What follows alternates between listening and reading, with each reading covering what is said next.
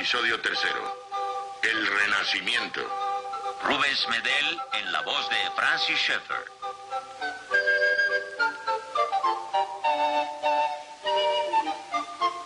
Ahora hablaremos del Renacimiento. Es uno de los grandes períodos de la historia del hombre. En lo que se refiere a sus obras de arte, es uno de los triunfos de la humanidad. El que camine por un museo y no se maraville con la belleza de las obras de arte mediante sus diferentes expresiones, en definitiva es un pobre hombre. Pero al mismo tiempo tenemos que recordar que en la corriente del pensamiento humano se abre la puerta para el hombre humanista de una nueva forma y lo lleva adelante. Y deja así el paso libre a todos esos problemas que nos llevan al período del hombre moderno.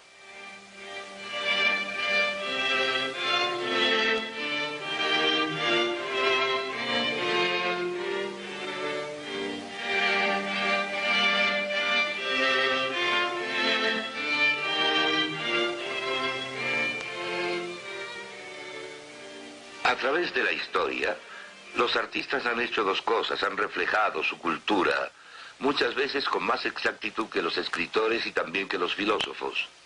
Y segundo, prepararon el camino para el siguiente paso aportado por la cultura, por lo que a veces son profetas, pero siempre están exhibiendo obras de la cultura de su época. El cambio producido con el Renacimiento puede claramente observarse en el arte. Hasta entonces, la pintura florentina había sido como el arte bizantino, pero menos pulido, sin gracia y sin profundidad. La gente no era representada en forma realista.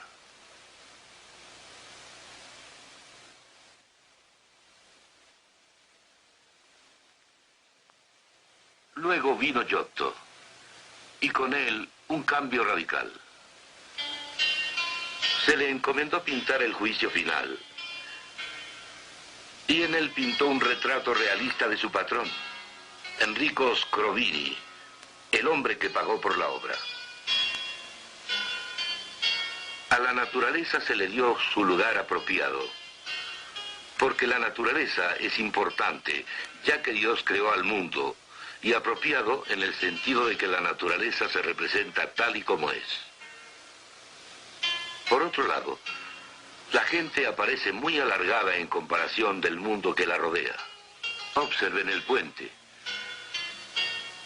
¿Cómo puede caber este hombre en esta plataforma de observación? ¿O cómo puede lanzar una flecha por esta ventana?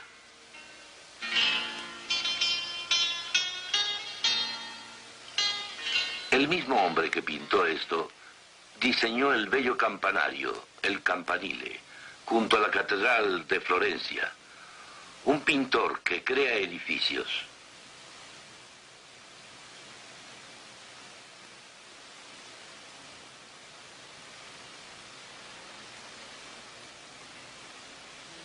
Ahora pasaremos a un gran descubrimiento en el arte renacentista.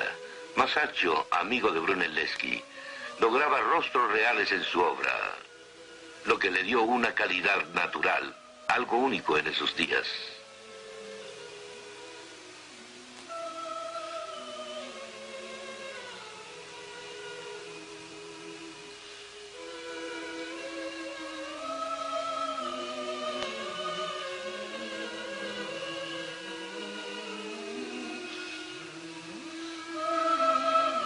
Los pintores que precedieron a Masaccio, incluyendo a su maestro Masolino, pintaron sus figuras como si estuvieran de puntas. Masaccio representó los pies bien puestos en el suelo.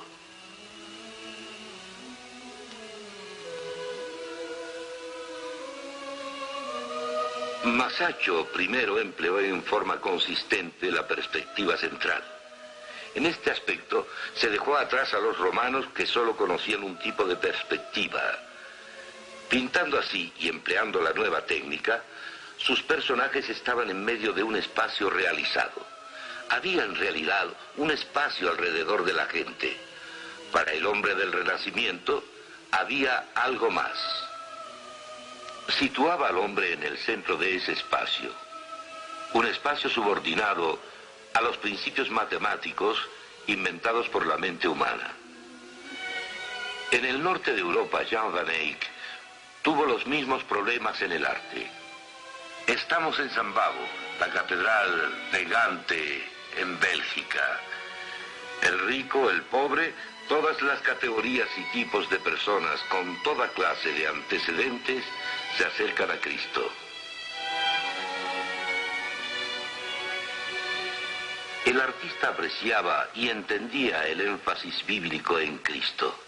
Pintaba a Cristo como el Cordero de Dios erguido y con vida sobre el altar, simbolizando que Él murió como sustituto y sacrificio. Pero Él no ha muerto, de acuerdo a las palabras de Jesús. Soy el que estaba vivo y ha muerto, y he ahí que estaré vivo para siempre. Amén.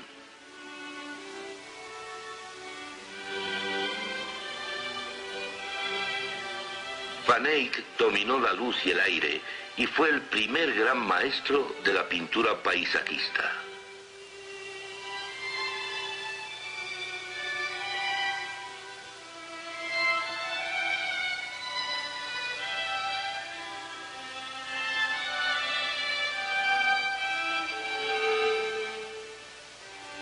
He aquí una representación de la naturaleza. La naturaleza tiene su lugar apropiado en el mundo que Dios ha formado. Los escritores escribían tal como los pintores pintaban. Dante, en cuya casa me encuentro en Florencia, es un ejemplo ideal de esto. Su obra fue genial en un grado máximo.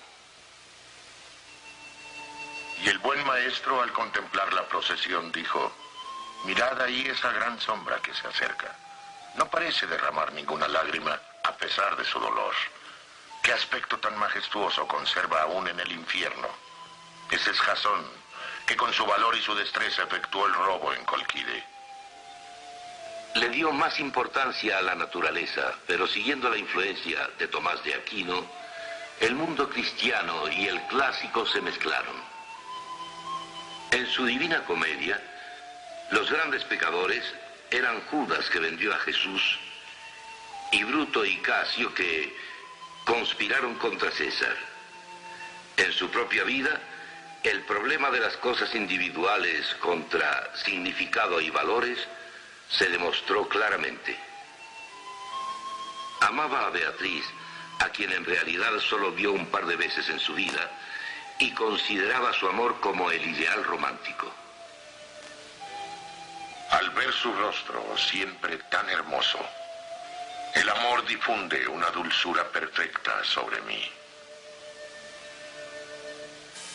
Pero se casó con otra mujer, a quien jamás mencionó en su poesía. Ella se dedicaba a cuidar a sus hijos y a cocinar. Aunque los escritores de aquel tiempo entendían que el amor sensual requería del espiritual, que debía ser más que una mera respuesta física del momento pasajero, sin embargo dejaban que esto se dividiera en dos partes: el amor físico y el idealizado amor espiritual.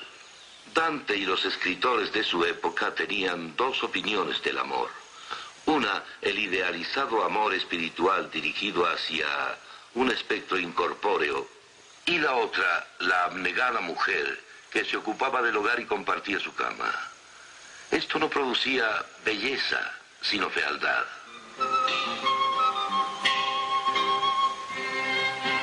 La cúpula de Florencia. Brunelleschi la diseñó y la construyó. Logró un gran triunfo artístico, así como también realizó una proeza de ingeniería.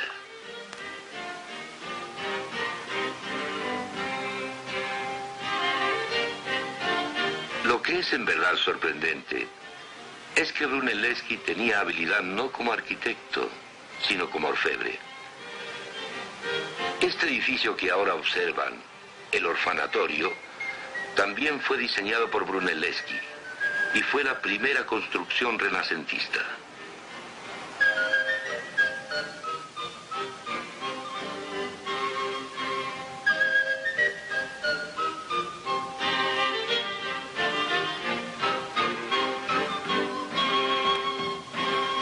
prestó aún más atención al hombre.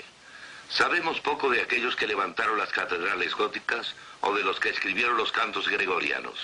Ahora el artista mismo se volvió importante. He aquí una biografía de Brunelleschi. Algunos de sus contemporáneos escribieron autobiografías y empezaron a realizarse esculturas, retratos y también autorretratos de los artistas. A principios del Renacimiento todo era diferente. La naturaleza tenía su lugar apropiado. El hombre estaba en su sitio apropiado y podía haber sido precioso. Pero en un cierto punto, a lo largo del Renacimiento, las escalas cambiaron y el hombre mismo se colocó en el centro por completo, dejando libre el camino a toda la destructiva fuerza del humanismo que siguió a lo largo de la Ilustración y aún hasta nuestros días.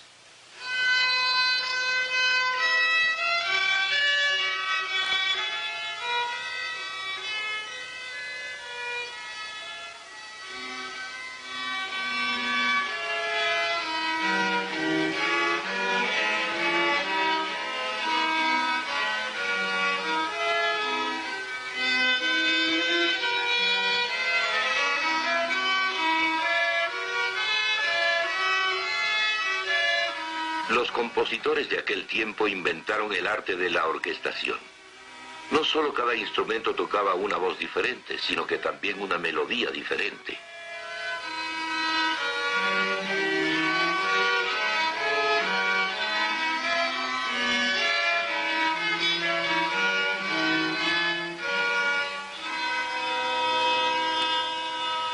El norte influyó al sur tanto en la pintura como en la música. Los instrumentos de cuerda del Renacimiento se fabricaron en juegos para que el timbre fuera uniforme desde el bajo hasta el instrumento soprano. La música se imprimió con caracteres movibles por primera vez. Este es el laúd, el instrumento para solo más popular del Renacimiento. El sacabuche era nuestro trombón. La viola antigua, ancestro de nuestra viola. El corno renacentista y la espineta. Hasta este momento todo podía haber ocurrido en una de dos formas. Podía haber habido un énfasis en gente verdadera, viviente en un mundo real que Dios había creado, en donde todas las cosas individuales tenían importancia, porque Dios había creado el mundo. O el humanismo pudo haberse implantado, con su énfasis, en lo individual como algo autónomo. Pero la suerte estaba echada. El hombre se fue haciendo cada vez más independiente. Él mismo se hizo a su medida, tratando de volverse autónomo. El hombre humanista del Renacimiento creía que los tiempos pasados habían sido muy insípidos y debían olvidarse. Para él fue la era oscura y creía que la nueva era sería un gran paso adelante en su periodo de reencarnación o renacimiento. Un renacimiento de la precristiana edad de oro de las antiguas Grecia y Roma. Tomás de Aquino dejó libre el camino para esto, haciendo énfasis en la enseñanza de Aristóteles. Este es un fresco pintado por Rafael en el Vaticano. Se llama La Escuela de Atenas. Las figuras centrales en este fresco son Platón y Aristóteles. Rafael pintó las manos de estos dos personajes para representar el énfasis filosófico. Platón, con el índice hacia arriba, indicaba los absolutos, los ideales, el significado y los valores. Aristóteles, con la palma hacia abajo, enfatizaba las cosas individuales, los particulares, la naturaleza y el hombre. ¿Cuál es el significado de los particulares, incluyéndome a mí y a usted, si no tienen ninguna idea final con qué relacionarla para que tenga significado? ¿Cómo sabemos si nuestros actos individuales los hacemos bien o mal, si no hay un absoluto que nos brinde certeza. El dilema entre una forma de humanismo y la Biblia y la cristiandad descansa en la cuestión de si en verdad tenemos que empezar por el hombre solo, autónomo, y a partir por lo tanto de esa base, o si existe una verdad proveniente de otra fuente, la cual tiene que ser absoluta, y entonces no es relativa. Si partimos de la verdad del humanista, de su opinión de la verdad, no existe una verdad, sino que es más bien un promedio estadístico que conduce a la parte en donde el humanismo nos ha traído hasta nuestra generación. He aquí un ejemplo de este dilema. La Virgen y el niño de Fouquet. La modelo de Fouquet fue Agnes Sorel, que era la amante de Carlos VII, rey de Francia. ¿Estaba esta Madonna a punto de amamantar a su bebé? No. Puede tener el título de la Virgen y el niño, pero aquellos que vieron la pintura en esa época sabían de quién se trataba. Era la amante del rey. Anterior a esto, María era considerada excelsa y sagrada. Y aún antes que eso, se creía que ella era diferente a las personas normales y que se le representaba solo como un símbolo. El pintar a María como a alguien vivo fue un avance sobre las anteriores pinturas, porque la Biblia nos dice que María era una mujer real y Jesús era su bebé. Este era el enfoque adecuado. La naturaleza tuvo su lugar apropiado. Por otro lado, la amante del rey podía representar a María y el significado quedaba destruido. Primero podía parecer que solo los valores religiosos se estaban desvirtuando, pero gradualmente el daño se esparció a todo el saber y a todo en la vida. El significado de las cosas individuales, los particulares, fue removido. Las cosas individuales se transformaron en independientes, autónomas, y sin nada al fin que las relacionara o que les diera significado. Estamos ahora en la Academia de Florencia, en una sala destinada a la obra de Miguel Ángel.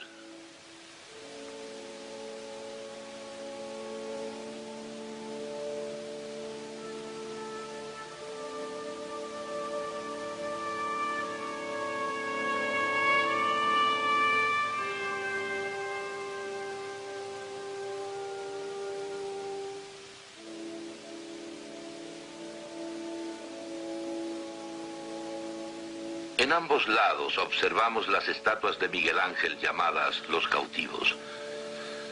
Se les llamaba estatuas inconclusas. Ahora los eruditos concuerdan en que las dejó así para que la gente dijera lo que Miguel Ángel quería. El hombre está desprendiéndose de la roca. La humanidad saldrá victoriosa. Cuando uno pasa junto a estas estatuas, llega al punto central de la sala, a la magnífica estatua del David.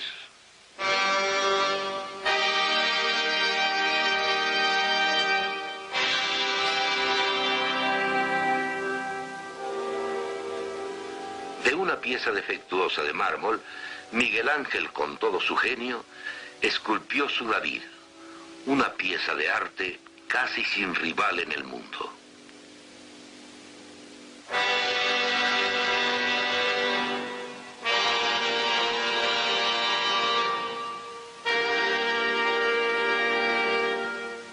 No es el David bíblico, sino más bien la personificación del ideal humano, la grandeza del hombre.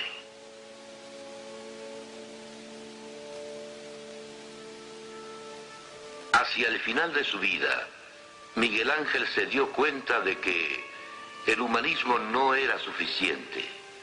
No había y no hay hombre como David.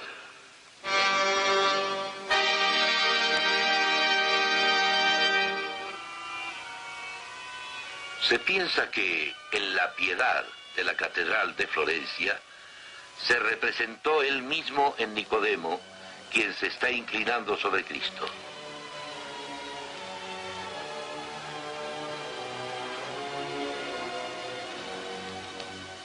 fuerza del humanismo se debilitó, si no es que se ausentó.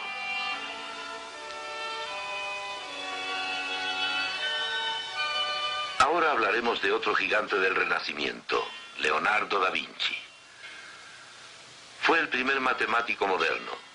Fue químico, físico, músico, arquitecto, anatomista, botánico, ingeniero mecánico y artista. Hizo estudios de la anatomía humana. Algunos de ellos se llevan en los textos actuales.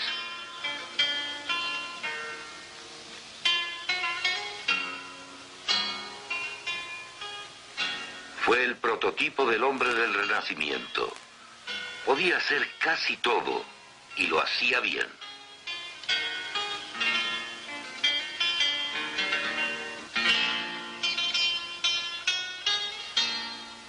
Diseñaba instrumentos de guerra de salvaje atrocidad.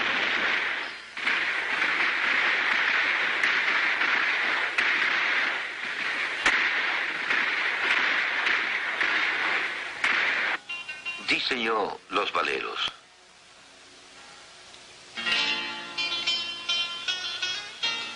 Leonardo entendía bien el problema del hombre moderno. En su genio, anticipó cuándo terminaría el humanismo. Comprendía que el hombre humanista, partiendo solo de las ideas individuales, o sea, los particulares, no tenían una unidad que les diera significado.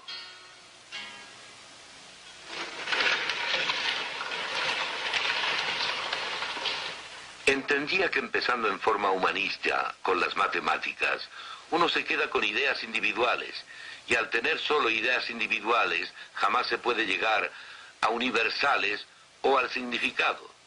Por el contrario, queda a merced de la mecánica.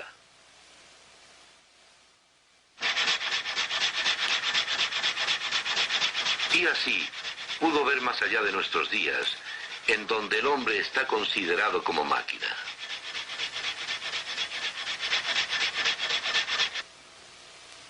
Después Leonardo pensó que tal vez el pintor, el hombre sensible, llegaría al significado, por lo que trató y trató de representar al alma. No al alma en el sentido cristiano, más bien trataba de capturar visualmente los universales desde los particulares que observaba. Fracasó. Volvemos a la escuela de Atenas de Rafael. La enseñanza de Aquino hizo que el hombre tratara de ser independiente, autónomo, y esto condujo al humanismo renacentista. Leonardo, con su gran inteligencia, captó el problema y luchó por encontrar universales. Leonardo y todos los humanistas estaban seguros de que el hombre, partiendo de sí mismo, podría resolver cualquier problema. Su clamor era: puedo hacer lo que intento, solo denme hasta mañana. Pero en su vejez, Leonardo, siendo brillante, aún previó la derrota del humanismo. Como piensa el hombre, así es él. El humanismo ya comenzaba a mostrar su conclusión natural, el pesimismo. Cuando Francisco I, rey de Francia, llevó a Leonardo a ese país, lo vemos ya desalentado.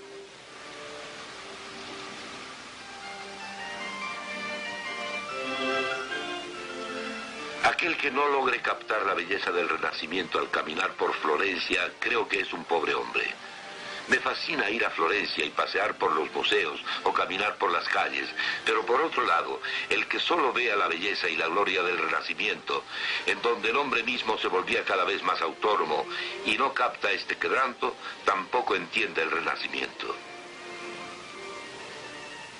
El humanismo sin duda termina en la desesperación. Si se parte de lo que es finito, no importa cuán lejos se proyecte, jamás se podrá llegar a un absoluto. Jamás. En la luz del dilema humanista, solo existe una solución real: reconocer este libro como verdad, volver a la Biblia no solo como a un libro religioso abstracto, sino como verdad. Ella no cambia. Habla de la cultura de ese día en particular. Jamás pasa de moda. Habla de los temas del momento. Y aún así parten de una sola base: de la existencia del infinito y personal Dios, quien ha hablado, y luego para la propia necesidad humana, Cristo muere para redimirnos.